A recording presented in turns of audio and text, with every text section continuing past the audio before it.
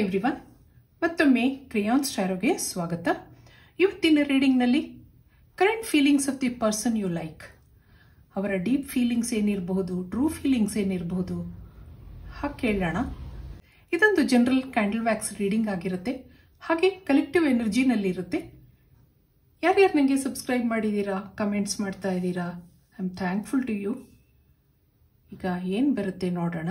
Reading current feelings of the person you like. ನೀವು ಒಂದು ನಿಮಿಷ ನೀವು ನಂಬಿದ ದೇವ್ರನ್ನ ನೆನೆಸ್ಕೊಳ್ಳಿ, ಹಾಗೆ ನಿಮ್ಮ ಮನಸ್ಸಲ್ಲಿರೋ ವ್ಯಕ್ತಿನೂ ನೆನೆಸ್ಕೊಳ್ಳಿ.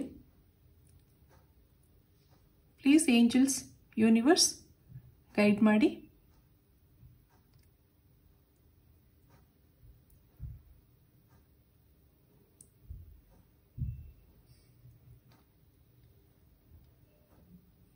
ಇಲ್ಲೊಂದು ಲೋ ಕಾನ್ಫಿಡೆನ್ಸ್ ಇದೆ ಇಬ್ಬರಲ್ಲೂ. ಯಾವುದೋ ಫ್ರೆಂಡ್ಶಿಪ್ ಅಥವಾ ರಿಲೇಶನ್ಶಿಪ್ನಿಂದ ಆಚೆ ಬಂದಿದ್ದೀರಾ, ಅಥವಾ ಇದ್ರೂ ಇಲ್ಲದ ಅನುಭವ ಆಗ್ತಾ ಇದೆ. ಫ್ರೆಂಡ್ಶಿಪ್ ಇದೆ, ಮಾತುಕತೆ ನಡೀತಾ ಇದೆ, ಆದರೆ ಅಟ್ಯಾಚ್ಮೆಂಟ್ ಇಲ್ಲ, ಆತ್ಮೀಯತೆ ಇಲ್ಲ ಅನ್ನಿಸ್ತಾ ಇದೆ. ನಿಮ್ಗೆ ಅವ್ರ ಮನಸ್ಸಲ್ಲಿ ಏನಿದೆ ಅನ್ನೋ ಒಂದು ಕನ್ಫ್ಯೂಷನ್ ಇದೆ. ನಿಮಗೆ ಮಾತ್ರ ಅವ್ರ ಮೇಲೆ ತುಂಬ ಭಾವನೆಗಳಿದೆ. ನಿಮ್ಮ ಮೇಲೆ ಅವ್ರ ನಿರಾಸಕ್ತಿ ನೋಡಿ ನೀವು ಲೋ ಫೀಲ್ ಮಾಡ್ಕೊಂಡಿದ್ದೀರಾ ಅನ್ನಿಸ್ತಾ ಇದೆ. ನಿಮ್ಮಿಂದ ದಿನೇ ದಿನೇ ದೂರ ಆಗ್ತಾ ಇದ್ದಾರೆ, ಆ ಥರ ನಿಮ್ಗೆ ಅನ್ನಿಸ್ತಾ ಇದೆ. ಶುರುವಿನಲ್ಲಿದ್ದ ಅಫೆಕ್ಷನ್, ಕಾಳಜಿ ಈಗ ಇಲ್ಲ. ಅವರಲ್ಲಿ ಏನೋ ಚೇಂಜಸ್ ಗಮನಿಸ್ತಾ ಇದ್ದೀರಾ ನೀವು. ಅವರಲ್ಲಿ ಏನೋ ಯೋಚನೆ ಇದೆ, ಹೇಳ್ಕೊತಾ ಇಲ್ಲ ಅನ್ನಿಸ್ತಿದೆ ನಿಮಗೆ. ತಿಳ್ಕೊಳ್ಳೋ ಪ್ರಯತ್ನ ಮಾಡಿದ್ದೀರಾ, ಆದರೆ ಪ್ರಯೋಜನ ಆಗಿಲ್ಲ. ಈಗ ಅವ್ರ ಬಗ್ಗೆ ನೋಡೋಣ. ಇಲ್ಲೊಂದು ಹೆವಿ ಎನರ್ಜಿ ಕಾಣ್ತಾ ಇದೆ. ಏನೋ ಲಾಸ್ ಅಥವಾ ಡಿಸಪಾಯಿಂಟ್ಮೆಂಟ್, ರಿಗ್ರೆಟ್ಸ್ ಇದೆ, ಹಾಗೆ ರೆಸ್ಪಾನ್ಸಿಬಿಲಿಟಿನೂ ಇದೆ. ಇವೆಲ್ಲ ಯೋಚನೆಗಳ ಮಧ್ಯೆ ನಿಮ್ಮನ್ನು ಸ್ವಲ್ಪ ಕಾಲ ಇಗ್ನೋರ್ ಮಾಡಿದರೆ ಅನ್ನಿಸ್ತಾ ಇದೆ. ಕೆಲವು ರೆಸ್ಪಾನ್ಸಿಬಿಲಿಟೀಸ್, ಫ್ಯಾಮಿಲಿ ಇಶ್ಯೂಸ್ ಅದರಲ್ಲಿ ಬ್ಯುಸಿಯಾಗಿದ್ದಾರೆ. ಅದೇ ಯೋಚನೆಗಳಲ್ಲಿ ನಿಮ್ಮನ್ನು ಕೆಲವು ಕಾಲ ಮರ್ತಿದ್ದಾರೆ, ಆ ಥರ ಅನ್ನಿಸ್ತಾ ಇದೆ. ಯಾವುದೋ ಸಮಸ್ಯೆಗಳಿಗೆ ಪ್ರಿಯಾರಿಟೀಸ್ ಕೊಡಬೇಕಾಗಿದೆ. ಅವರ ಈ ವರ್ತನೆಯಿಂದ ನಿಮಗೆ ಇನ್ಸೆಕ್ಯೂರ್ ಫೀಲ್ ಆಗ್ತಾ ಇದೆ.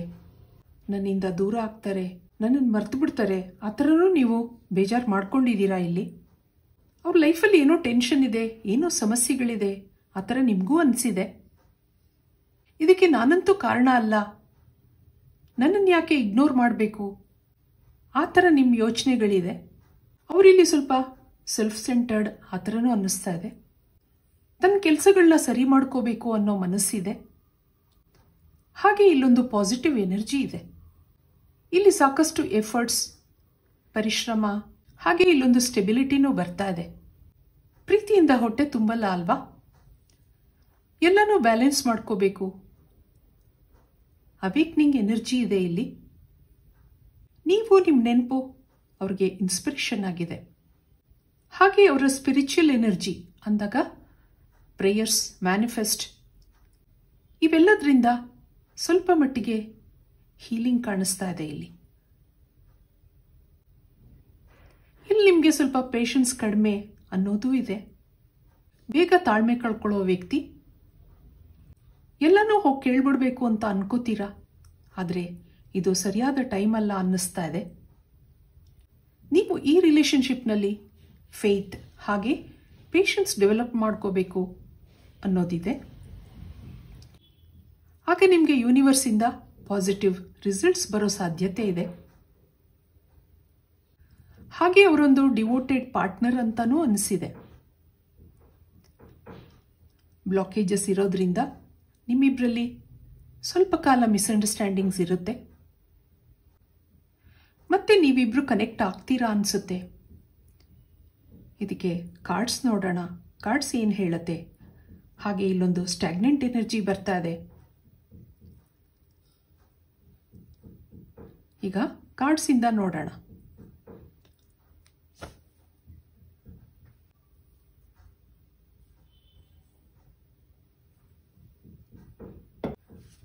ಕಾರ್ಡ್ಸಿಂದ ಏನು ಮೆಸೇಜ್ ಬರುತ್ತೆ ನೋಡೋಣ.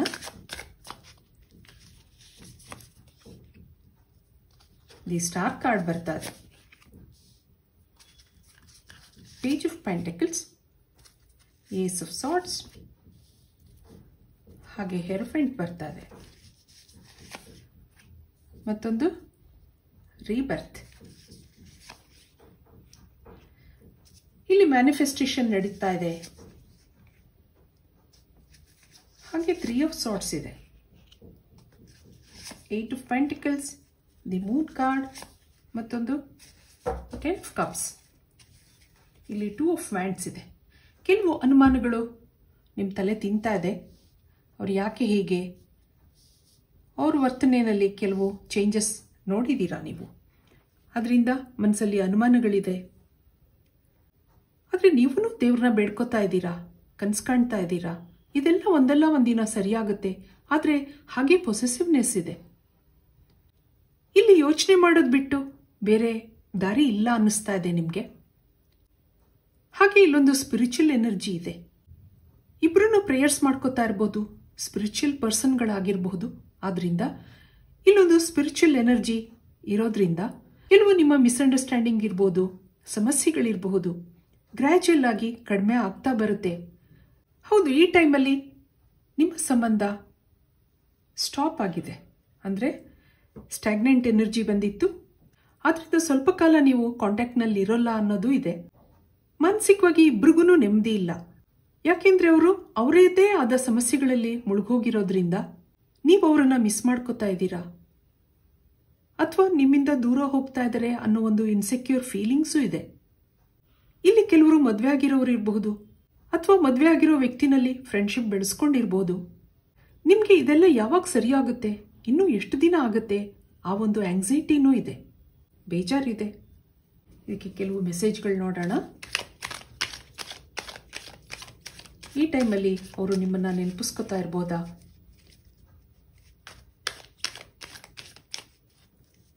ಕೆಲವು ರೆಸ್ಪಾನ್ಸಿಬಿಲಿಟಿಗಳಿದೆ ಅವ್ರಿಗೆ. I want to spend my whole time. I want to spend my whole life with you. I want to fall in love with you again and again. ಆ ಥರ ಬರ್ತಾ ಇದೆ. I am with you no matter whatever it is. I can't forget my first love. ಆ ಥರ ಹೇಳ್ತಾ ಇದ್ದಾರೆ. You never try to understand my feelings. My life is worthless without you. ಆ ಥರ ಇದೆ. ನಿಮ್ಮನ್ನು ಇವತ್ತೊಂದು ದಿವಸ ಅವ್ರು ನೆನಪಿಸ್ಕೊತಾ ಇದ್ದಾರೆ. ನಿಮ್ಮ ಜೊತೆ ಅವ್ರ ಜೀವನ ಪೂರ್ತಿ ಕಳಿಬೇಕು ಅಂತ ಅಂದ್ಕೊಂಡಿದ್ದಾರೆ. ಏನೇ ಆಗಲಿ, ಏನೇ ಕಷ್ಟಗಳಿರಲಿ, ನಾನು ನಿನ್ನ ಜೊತೆ ಇದ್ದೀನಿ ಅಂತಲೂ ಹೇಳ್ತಾ ಇದ್ದಾರೆ. ನಿಮ್ಮನ್ನು ಅವರು ಮರ್ತಿಲ್ಲ. You never try to understand my feelings. ಆ ಥರ ಹೇಳ್ತಾ ಇದ್ದಾರೆ. ಎಲ್ಲರಿಗೂ ಅವ್ರದ್ದೇ ಆದ ಸಮಸ್ಯೆಗಳಿರುತ್ತೆ. ಆದ್ದರಿಂದ ಇಲ್ಲಿ ಸ್ವಲ್ಪ ಕಾಲ ನಿಮ್ಮಿಂದ ದೂರ ಇದ್ದಾರೆ ಅನ್ನೋದಿದೆ. ಇದಕ್ಕೆ ಒಂದೇ ಒಂದು ಮೆಸೇಜ್ ನೋಡೋಣ. ನಿಮ್ಮ ನೆನಪಿದೆ ಅವ್ರಿಗೆ? ಏಂಜಲ್ಸಿಂದ ಏನು ಮೆಸೇಜ್ ಇದೆ? ಟ್ರಸ್ಟ್, ರೀಕನ್ಸಿಡರ್ ಬರ್ತಾ ಇದೆ. ನಿಮ್ಮ ಮೇಲೆ ನಂಬಿಕೆ ಇದೆ ಅವ್ರಿಗೆ, ಅಥವಾ ನೀವು ಅವ್ರನ್ನ ನಂಬ್ಕೋಬೇಕು ಅನ್ನೋದು ಬರ್ತಾ ಇದೆ. ಇಷ್ಟು ದಿನ ಒಳ್ಳೆ ಫ್ರೆಂಡ್ಶಿಪ್ನಲ್ಲಿದ್ರಿ, ಏನೋ ಸಮಸ್ಯೆಗಳಿಂದ ಅವ್ರು ದೂರ ಆಗಿರಬಹುದು. ಆದರೆ ನಿಮ್ಮ ಮೇಲೆ ನಂಬಿಕೆ ಇದೆ, ಅವ್ರು ಮತ್ತೆ ನಿಮ್ಮ ಲೈಫಿಗೆ ಬರ್ತಾರೆ. ಆ ಒಂದು ಮೆಸೇಜ್ ಇದೆ. ಇದು ಇವತ್ತಿನ ರೀಡಿಂಗ್ ಆಗಿರುತ್ತೆ. ನನ್ನ ರೀಡಿಂಗ್ ಇಷ್ಟ ಆಗಿದ್ರೆ please like, share and subscribe. Thank you for watching. Be happy always.